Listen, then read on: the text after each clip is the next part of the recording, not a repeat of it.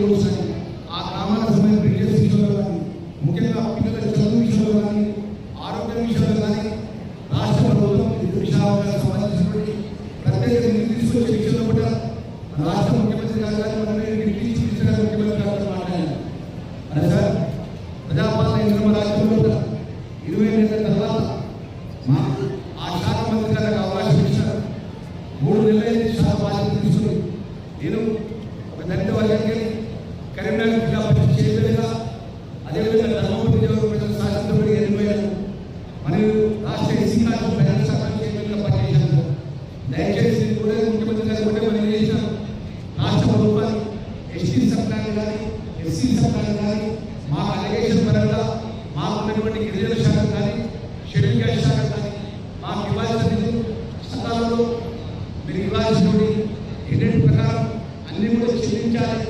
ఏదైతే గిరిజనకు సంబంధించినటువంటి బోధన చేస్తున్నటువంటి మాకు ఆశ్రమం చూసినటువంటి ఏదైతే బోధన ఇబ్బంది కానీ, నాన్ టీచింగ్ స్టాఫ్ కానీ, షెడ్యూల్ సంబంధించినటువంటి టీచింగ్ స్టాఫ్ కానీ, నాన్ టీచింగ్ స్టాఫ్ కానీ, అదేవిధంగా రెండెడ్ పిలిచుకున్న ఆశ్రమం సంబంధించినటువంటి యజమాని పోస్ట్ మెట్రిక్ స్కాలర్షిప్ కానీ, 400 గిరిజన విద్యార్థులకు అంబేద్కర్ ఓఎస్సీ ఈ మధ్య నందిగా బాధ్యత తీసుకున్న 3 నెలల క్రితం ఈ రాష్ట్రంలో షెడ్యూల్ క్యాస్ట్ సంబంధించిన విద్యార్థులు విదేశాలకు బయట దేశాలకు వెళ్ళాలనుకున్నాం.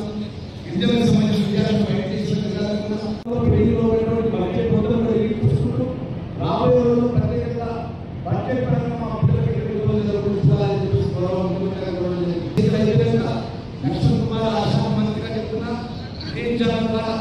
ట్రైబల్ వెల్ఫేర్ డిపార్ట్మెంట్ కానీ, ఎస్సీ వెల్ఫేర్ డిపార్ట్మెంట్ సంబంధించినటువంటి హాస్టల్స్ చదువుతున్న పిల్లలకు చదువు సంబంధించిన విషయంలో కూడా ఆర్థికంగా ఇక్కడ భారం కాకుండా, ఆర్థికంగా ఇక్కడ కూడా ఇలాంటి యాక్సెస్ లేకుండా పెండింగ్ బిల్స్ అన్ని కూడా రిలీజ్ చేశాను.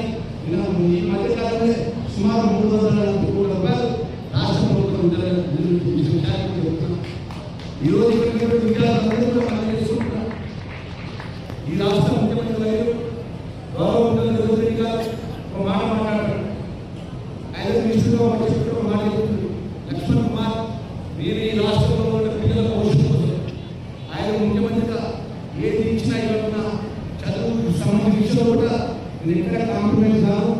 వెల్ఫేర్ సంబంధించిన పిల్లలు లక్షలాది మంది పిల్లలు గొప్పగా చదువుకొని ఐఏఎస్ కానీ, ఐపీఎస్ కానీ, డాక్టర్స్ కానీ, ఇంజనీర్స్ కానీ బోర్డు చేసే విధంగా రాబోయే రోజుల్లో గొప్పగా అభివృద్ధి కూడా ఈ మౌలికమైన సదుపాయాల విషయంలో కానీ, ఆర్థికమైన విషయంలో కానీ, టీచింగ్ విషయంలో కానీ దీని